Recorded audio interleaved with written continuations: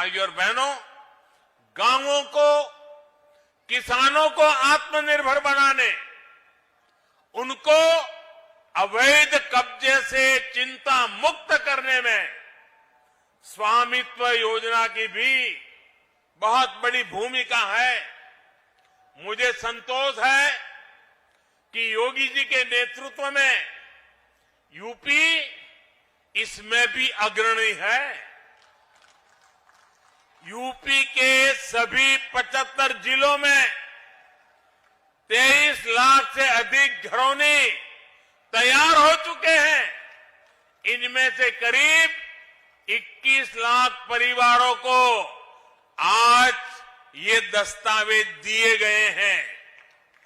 अपनी घर की घरौनी जब हाथ में होगी तो गरीब, दलित, वंचित, पिछड़े को अपने घर पर अवैध कब्जे की चिंता से मुक्ति मिलेगी। पिछली सरकारों के दौरान अवैध कब्जों की जो प्रवृत्ति यहां पनपी, उस पर भी लगाम लगेगी। घरौनी मिलने से जरूरत पड़ने पर बैंकों से लोन लेना भी अब आसान होगा। इससे गांवों के युवाओं को रोजगार, स्वरोजगार के लिए माध्यम उपलब्ध होंगे। कहां है वो योजना? अमित शाह जी, दूरबीन लगा के देखिए, दूरबीन। चौधरी चरण सिंह के नाम पे आपने एक योजना बनाई हो तो बताइए। नहीं बनाई गई। 7 दिन में नया साल आ जाएगा, 2022। 2022 के लिए क्या बोले थे? मोदी जी ने कहा था, मित्रों 7 साल में हम किसान की आय दुगनी कर देंगे। अब आ गई 2022। किसी की आय दुगनी हुई है क्या? हमें आपको पता है किसी की आय दुगनी नहीं हुई। लेकिन मैं आपको आंकड़े बताना चाहूंगा। चौधरी चरण सिंह जी की बहुत बड़ी ताकत थी। दिमाग उनका अर्थशास्त्री का था और दिल उनका किसान का था। वे गांव की भाषा बोल लेते थे, समझ लेते थे और अंग्रेजी में किताब लिख लिया करते थे और कई बार भाषण में वो आंकड़े दिया करते थे। हो सकता है कि उनके भाषण को सुनने वाले लोगों को उनके आंकड़े सारे समझ में नहीं आते हो, लेकिन चौधरी साहब अपना फर्ज मानते थे कि गांव के गरीब घर में पैदा हुआ व्यक्ति भी देश के मुख्यधारा में पहुंचाना है तो देश के मुद्दे गांव तक पहुंचाने होंगे। ये चौधरी चरण सिंह जी मानते थे और उन्हीं की तरह अगर हमें काम करना है, मैं आपको आंकड़ा बताना चाहता हूं। प्रदेश के अंदर 20 जिले ऐसे थे जहां पर पहले कोई कृषि विज्ञान केंद्र नहीं था।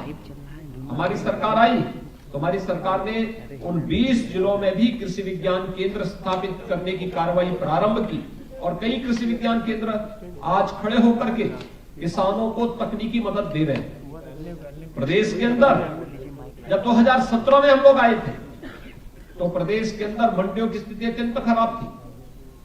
वे किसानों के हितैषी बनने की बजाय किसानों के शोषण के प्रतीक बने हुए थे। सरकार ने उसमें व्यापक संशोधन किया, उन्हें किसान हितैषी बनाने के लिए तमाम प्रकार के कदम उठाए। गन्ना किसानों का 2010 से गन्ना मूल्य का बकाया था।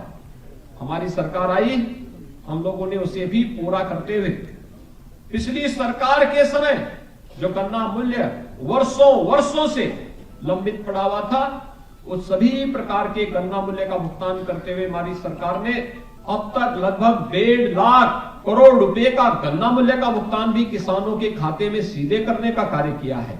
यानी एक बड़ी राशि किसान के खाते में जाने की तैयारी। और वह किसान, चाहे वह कोरोना के प्रथम वेव के दौरान या द्वितीय वेव के दौरान, जब देश और दुनिया की सभी चीनी मिलें बंद हो गई थी, सभी कार्य एक प्रकार से बंद हो गए थे। हमारी सरकार ने उस दौरान भी इसको बंद नहीं होने दिया। प्रदेश की सभी 119 चीनी मिलें कोरोना कालखंड के दौरान, प्रथम और द्वितीय वेव के दौरान भी निरंतर सभी चीनी मिलों को चलाया गया। हमें एहतियातन वहां पर कुछ कदम उठाने पड़े थे। कोविड हेल्प डेस्क बनाना पड़ा था, कोविड केयर सेंटर बनाने पड़े थे, व्यापक पैमाने पर सैनिटाइजेशन की कार्रवाई करनी पड़ी थी, पीपी किट और भी अन्य जो भी इंफ्रारेड थर्मामीटर और जांच की जो भी अन्य सुविधाएं हो सकती थी, इनको बढ़ाना पड़ा। लेकिन अन्नदाता किसान परेशान न होने पाए, इसके लिए हमने क्रय केंद्रों को भी पूरी मजबूती के साथ चलाने का कार्य किया। तो चीनी मिलों को चलाने का कार्य भी प्रदेश सरकार ने इस दौरान किया। पिछली सरकार के 5 वर्ष के कार्यकाल में धान क्रय वह भी आढ़तियों के माध्यम से मात्र 123.61 लाख मीट्रिक टन हुआ है। तो हमारी सरकार ने पिछले 4.5 वर्ष के अंदर 203.26 लाख मीट्रिक टन धान का क्रय सीधे किसानों से करके एमएसपी के लाभ डीबीटी के माध्यम से उसके अकाउंट में देने का कार्य किया।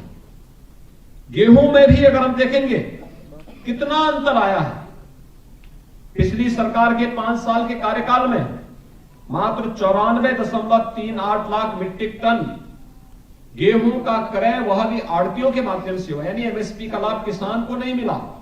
लेकिन हमारी सरकार के समय 219.12 लाख मीट्रिक टन गेहूं का क्रय सीधे किसान से किया गया और पैसे का भुगतान डीबीटी के माध्यम से किसान के खाते में किया गया।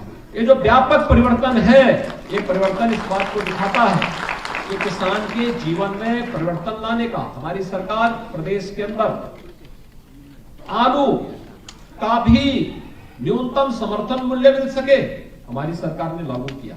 दलहन, तिलहन और तमाम अन्य फसलों के भी दाम किसान को मिल सके, यह कार्य भी हमारी सरकार ने प्रदेश के अंदर किया। टेलीविजन में, अखबारों पे पूरे अखबार पाट दिए योगी जी ने, एडवर्टाइज कर रहे हैं, कह रहे हैं कि सब किसान खुशहाल हो गए, किसान की आय दुगनी हो गई। मैं आपको आंकड़े बताना चाहता हूं। आज देश की प्रति व्यक्ति औसत आय 86,659 रुपए है। 86,659 रुपए प्रति व्यक्ति देश भर की आय है। चाचा भतीजे के मिलने पर क्या फर्क पड़ेगा बीजेपी पे? अरे अभी मिल तो जाने दीजिए, अभी कहाँ मिले हैं? पोस्टर पे साफ दिखिए। अरे देखिए, हम भारतीय जनता पार्टी की बात करेंगे।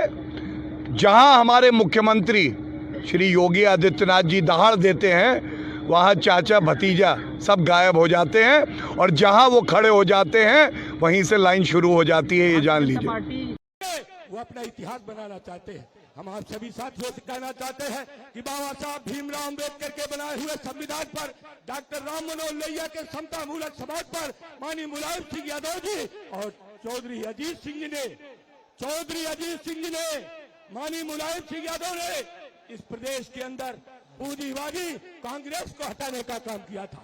हमारे पुरखों ने महात्मा गांधी, सरदार वल्लभ भाई पटेल, मौलाना आजाद, अबुल कलाम आजाद से लेकर इस देश के महान स्वतंत्रता सेनानियों ने हमारे देश की आजादी दिलाने में अंग्रेजों को हटाने का काम किया था। अंग्रेज हमारे देश से हटे हमारे पुरखों की लड़ाई की बदौलत।